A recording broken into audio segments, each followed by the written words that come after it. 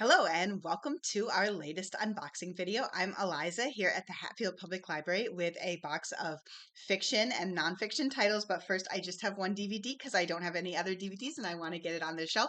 It's If I Had Legs, I'd Kick You, starring Rose Byrne, Conan O'Brien, and Christian Slater. So it's about a woman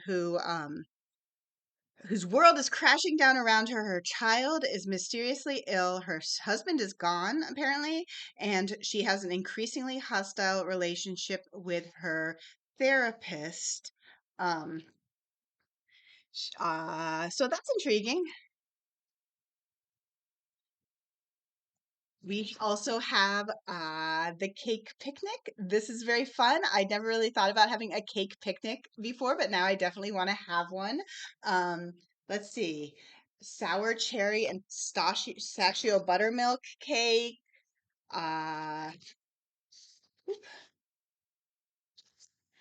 Toasted coconut cream roll cake. These sound nice. Oops. There it is, sitting on a beach. That's kind of funny. Um, camping cake. PB&J cake. So, I'm someone who really likes to make cake. I do have my favorite recipes that I tend to rotate between, but sometimes I add a new one. I always like to look through each new cake cookbook that comes through. We have a novel by Sarah Damoff, The Burning Side. It looks a little ominous. They even lit a few of the letters on fire. I like how that's kind of subtle. It's from the author of The Bright Years, which I do remember being very popular. Story of April and Leo, a couple on the brink of collapse, and then their house goes up in flames. Ooh, that is rough. Definitely something that's happening, right? A lot of people are experiencing that in California and similar places. Okay, Valley of the Moms. This is a very ominous cover. I find this to be an ominous cover. Something about the head covering and the sunglasses, and they all look the same. This is by Hannah Selinger. And oh, fun! It takes place in Massachusetts, where we are. It says the Stepford Wives meet Big Little Lies. Stepford Wives meets Big Little Lies. Sounds like sort of drama in upscale suburbia. Kiss, Marry, Kill. This is by Tanamachi. It says, Will she catch feelings or a killer?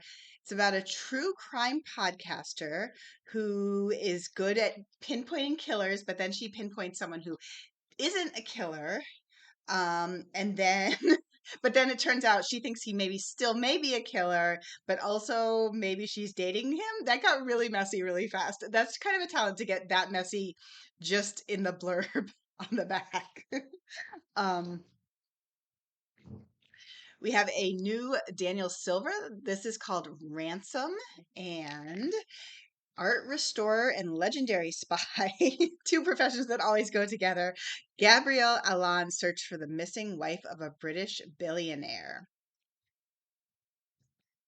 We have a new Lisa Scottoline. Sorry, I'm trying to make it not reflect. Lisa Scottoline. This changes everything. Another twisty thriller. A woman risks her life for justice. Hmm.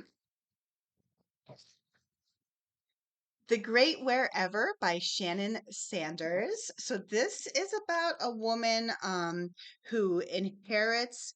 She's African American. She inherits a stake in a Tennessee farm, and then it turns out there are ghosts there, and the ghosts don't want them to sell the farm.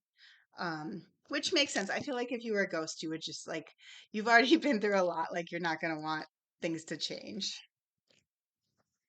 Kristin Harmel, Meet Me in Paris. Looks cute. 9 Americans in Paris, 7 intertwining love stories. That's a lot of that's a lot of people and also a lot of love stories. I'm not going to try to summarize all of this, but you definitely get the vibe. Love in Paris.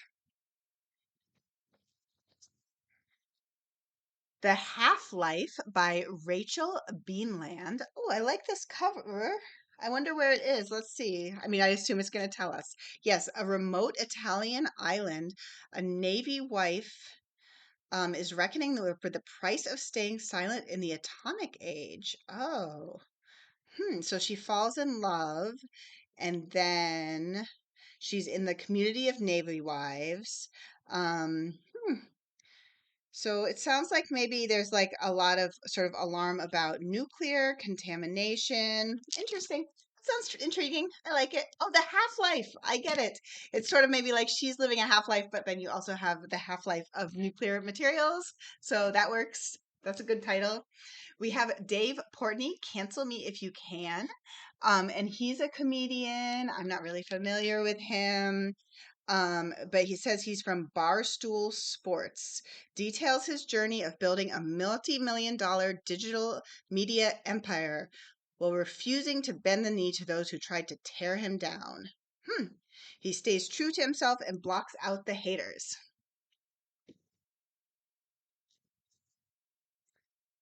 We have a new Colson Whitehead Cool Machine.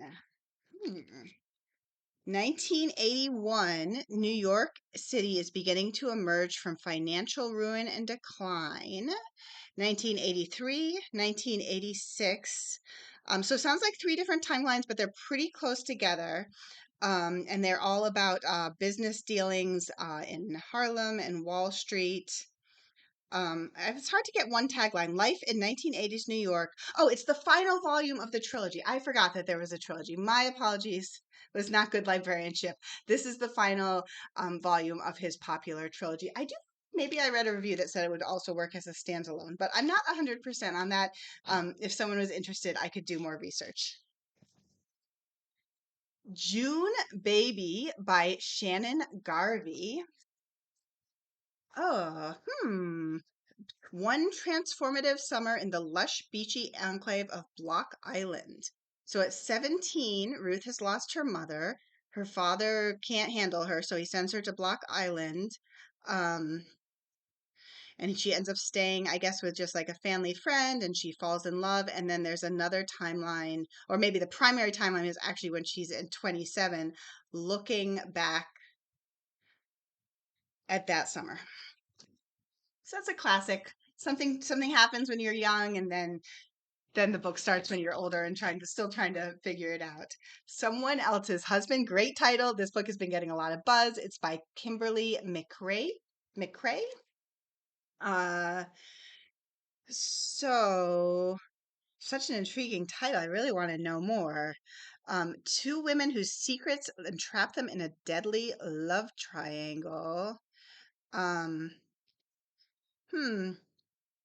Yeah. So it sounds like one of them gets murdered and then uh huh. Yeah, the one of the wives gets murdered and then the other wife has to sort of be like, "Wait. I thought it was just me." A Founding Mother, nice paperback, good for taking on vacation. A novel of Abigail Adams by Stephanie Dray and Laura Camoy. Uh so it's just a historical novel about the life of Abigail Adams, which I assume, I mean, I don't know a lot. I'm guessing a lot of people will be interested. Just a few more. We have My Year in Paris with Gertrude Stein by Deborah Levy, a fiction. So a little more on the literary side. Our narrator has a lot going on. Her friend Eva's cat is missing, and so is Eva's husband. And her friend Fanny is barely around, and Gertrude Stein is ruining her life. Hmm. So it's basically like it says it's a subversive reimagining of Gertrude Stein, and it's basically about these people who are living their lives, but also, I guess, obsessing about Gertrude Stein. So presumably you learn about Gertrude Stein.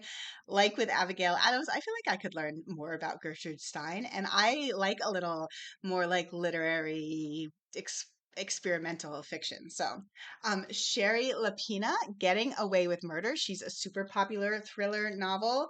Um, Oh, this is very relatable, actually. It says they love each other, but they might love their home more. I do feel like a lot of couples end up really loving their house.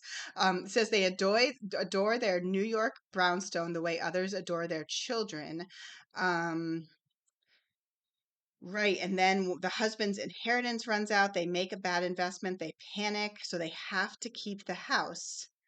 But and the the death of one wealthy family member would solve all their problems. Sounds like a little moral dilemma. And in the meantime, I have finished unboxing all of these books, and I will be back soon with more. Bye.